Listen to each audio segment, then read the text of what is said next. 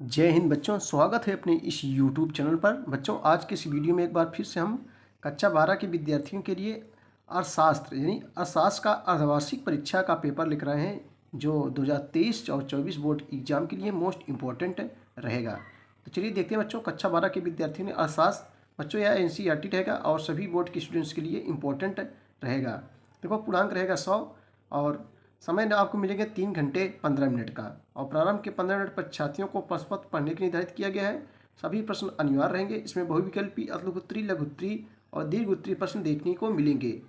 ठीक है भैया। तो सबसे पहले बच्चों चलिए हम लोग बहुविकल्पीय प्रश्न हल करेंगे। आपके सामने है जो एक एक नंबर का रहेगा कि निम्नलिखित में से कौन व्यष्टि अर्थशास्त्र की विषय वस्तु नहीं है। निम्नलिखित में से कौन व्यष्टि अर्थशास्त्र की विषय वस्तु नहीं है। तो बच्चों यहाँ सही जवाब जो है खा हो जाएगा, देश में कीमत स्तर का उतार चढ़ाव। ये जो है व्यष्टि अर्थशास्त्र की विषय वस्तु नहीं है। अगला क्वेश्चन है कि चाय की कीमत में वृद्धि से चीनी की मांग में होगी कमी, स्थिरता, वृद्धि, ये सभी। बच्चों यहाँ सही जवाब 2 का जो है का हो जाएगा, कमी। यानी चाय की कीमत में वृद्धि से चीनी की मांग में कमी होगी। औसत लागत वक्र का आकार होता है। औसत लागत वक्र का आकार कैसा होता है? बी आकार का कि बच्चों यू आकार का, कि क्षैतिज सरल रेखा की ऊर्ध रेखा। सही जवाब यहाँ जो है खा हो जाएगा यू आकार। यानी औसत लागत वक्र का आकार यू आकार का होता है। वस्तु विभेद किस बाजार की विशेषता है? यहाँ किस होना चाहिए। वस्तु विभेद जो है किस बाजार की विशेषता है? पूर्ण प्रतियोगिता, एकाधिकार प्रतियोगिता, एकाधिकार, इनमें से कोई नहीं। तो बच्चों 4 का सही जवाब क्या हो जाएगा, घा हो जाएगा, इनमें से कोई नहीं। निम्नलिखित में से कौन केंद्रीय बैंक का कार्य नहीं है? कौन केंद्रीय बैंक का कार्य नहीं है? मुद्रा का निर्गमन ये है, साख नियंत्रण ये भी है, बैंकों का बैंक कहा जाता है केंद्रीय बैंक को, ये भी सही है, साख सृजन ये नहीं होगा। तो बच्चों 5 का सही जवाब क्या हो जाएगा, घा हो जाएगा, ये साख सृजन ये नहीं है। निम्नलिखित में से कौन प्रत्यक्ष कर है? कौन बच्चों प्रत्यक्ष मीन्स होता है डायरेक्ट कर, कौन सा है? सेवा कर ये अप्रत्यक्ष है, सीमा शुल्क ये भी एक अप्रत्यक्ष है, आयात शुल्क ये भी अप्रत्यक्ष है। लेकिन जो है बच्चों आयकर जो है ये प्रत्यक्ष कर यानी जो है डायरेक्ट कर है।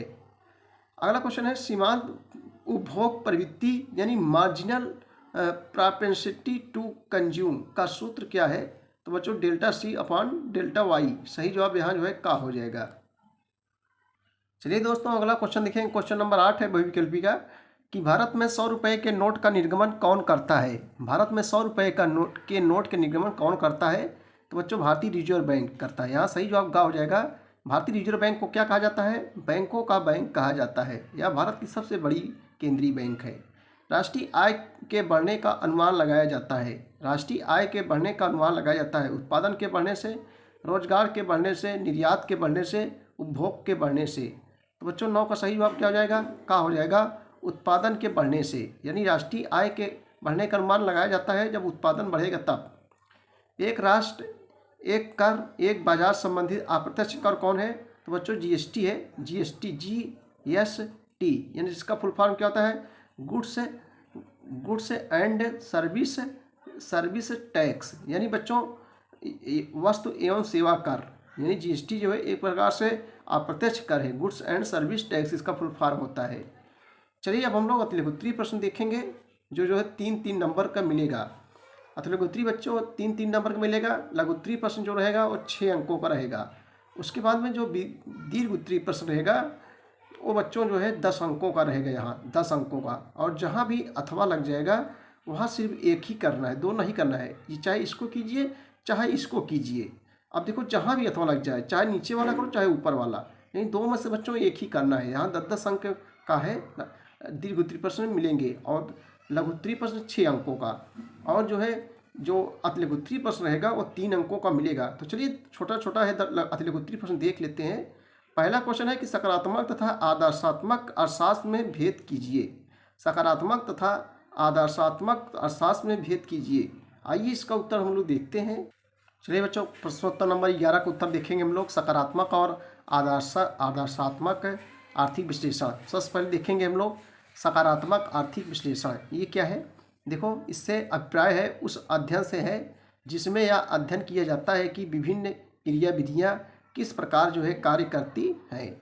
वहीं बच्चों आदर्श में क्या होता है, उसी के परिप्रेक्ष्य में बच्चों आदर्शात्मक आर्थिक विश्लेषण से अभिप्राय उस अध्ययन से है जिसमें यह समझने का जो है प्रयास किया जाता है कि कौन सी क्रिया विधि हमारे अनुकूल है और कौन सी हमारे अनुकूल नहीं है। इसे कहते हैं बच्चों आदर्शात्मक आर्थिक विश्लेषण। क्वेश्चन नंबर 12 है कि मांग का नियम क्या है। मांग का नियम क्या है बच्चों, चलिए इसका उत्तर देखते हैं हम लोग। मांग का नियम क्या है, मांग का नियम क्या है। क्वेश्चन नंबर 12 देखेंगे उत्तर हम लोग। देखो, किसी वस्तु के लिए उपभोक्ता किसे कहते हैं बच्चों, जो किसी वस्तु का उपभोग करता है। जो किसी वस्तु को उत्पादन करता है उसे उत्पादकता कहते हैं, जो वस्तु को उपभोग करता है उसे क्या कहते हैं, उपभोक्ता कहते हैं। तो किसी वस्तु के लिए उपभोक्ता की मांग तथा वस्तु की कीमत के बीच का प्रतिलोम संबंध मांग का नियम कहलाता है। यदि किसी वस्तु के लिए किसी उपभोक्ता की मांग उसी दिशा में है जिसमें जो है उपभोक्ता की आय है, तो उस वस्तु के लिए उपभोक्ता की मांग का उसकी कीमत के साथ जो है विपरीत संबंध होता है। ठीक है दोस्तों। क्वेश्चन नंबर 13 है बच्चों कि उत्पादन में दीर्घकाल किसे कहते हैं। उत्पादन में दीर्घकाल किसे कहते हैं, चलिए इसका उत्तर देखते हैं कि उत्पादन में दीर्घकाल किसे कहते हैं। उत्पादन में दीर्घकाल किसे कहते हैं, प्रश्नोत्तर नंबर 13 का उत्तर हम लोग देखेंगे। देखो बच्चों, दीर्घकाल उत्पादन के अंतर्गत उत्पादक के पास पर्याप्त समय होता है, अतः वह सभी साधनों में परिवर्तन करके उत्पादन की मात्रा में परिवर्तन कर सकता है। इसी कहते हैं दीर्घकाल उत्पादन। चलो बच्चों, 14वां नंबर उत्तर देखेंगे। बाजार का अर्थ लिखिए। बहुत सारी परिभाषा है, बाजार का अर्थ लिखिए। आइए इसका उत्तर देखते हैं। चलिए प्रश्नोत्तर नंबर 14 का उत्तर देखेंगे। बाजार का अर्थ लिखना है। आइए इसका उत्तर देखते हैं। देखो, बाजार वह व्यवस्था है जो क्रेता मैंने जो खरीदता है उसे क्रेता कहते हैं, जो बेचता है उसे विक्रेता कहते हैं। तो बाजार वह व्यवस्था है जो क्रेताओं तथा विक्रेताओं को एक दूसरे के संपर्क में लाकर वस्तुओं तथा सेवाओं की बिक्री एवं खरीद को जो है सुविधाजनक बनाता है। इसी कहते हैं बच्चों बाजार। प्रश्नोत्तर नंबर 15 है भुगतान संतुलन को परिभाषित कीजिए। भुगतान संतुलन किसे कहते हैं, सब 3-3 नंबर का बच्चों। तो चलिए इसको उत्तर देखते हैं हम लोग। भुगतान संतुलन किसे कहते हैं या भुगतान संतुलन की जो को परिभाषित कीजिए। आइए इसका उत्तर देखते हैं हम लोग। प्रश्नोत्तर नंबर 15 का उत्तर हम लोग देखेंगे। भुगतान संतुलन क्या है। देखो बच्चों, यह देश में आने वाले धन के प्रवाह की निगरानी में सहायता करता है एवं किसी देश की जो है वित्तीय स्थिति का जो है बेहतर तरीके से मूल्यांकन करने में सहायता करता है। प्रश्नोत्तर नंबर 16 देखेंगे। सरकारी बजट में राजस्व प्राप्तियां क्या है। सरकारी बजट में जो है राजस्व प्राप्तियां क्या है। चलिए बच्चों, इसका उत्तर हम लोग देखते हैं। सरकारी बजट में राजस्व प्राप्तियां क्या है, प्रश्नोत्तर नंबर 16 का उत्तर चलिए देखते हैं। देखो बच्चों, सरकारी राजस्व प्राप्तियां वे प्राप्तियां हैं जिनसे ना तो कोई देयता उत्पन्न होती है और ना ही परिसंपत्तियों में जो है कमी आता है। ठीक है। राजस्व प्राप्तियां मुख्य रूप से 2 प्रकार की होती हैं। एक जो है कर राजस्व प्राप्तियां, दूसरा है जो गैर कर राजस्व प्राप्तियां। देखो बच्चों, फिर से देख लेंगे। राजस्व प्राप्तियां वे प्राप्तियां हैं जिनसे ना तो कोई देयता उत्पन्न देयता है। देयता माने होता है बच्चों वित्तीय दायित्व या जो है ऋण होती है जो कंपनी या अन्य लोगों के लिए देय होती है। इसी को कहते हैं देयता उत्पन्न होती है और ना ही परिसंपत्तियों में कमी आता है। राजस्व प्राप्तियां मुख्य रूप से 2 प्रकार की होती हैं। एक कर राजस्व प्राप्तियां, एक जो है गैर कर राजस्व प्राप्तियां।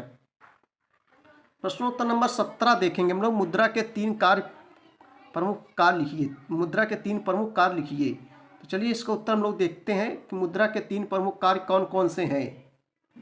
बच्चों, मुद्रा के 3 प्रमुख कार्य निम्नलिखित हैं। नंबर 1 जो है परंपरागत या जो है स्थैतिक कार्य, नंबर 2 जो है गौण कार्य, नंबर 3 जो है आकस्मिक कार्य। ये जो है 3 प्रकार के कार्य हैं। चलिए क्वेश्चन नंबर 18 देखेंगे। आय का वर्तुल प्रवाह बच्चों क्या है। आय का वर्तुल प्रवाह किसे कहते हैं या आय का वर्तुल प्रवाह क्या है। आइए इसका उत्तर देखते हैं हम लोग। आय का वर्तुल प्रवाह क्या है, चलिए इसका उत्तर देखते हैं हम लोग।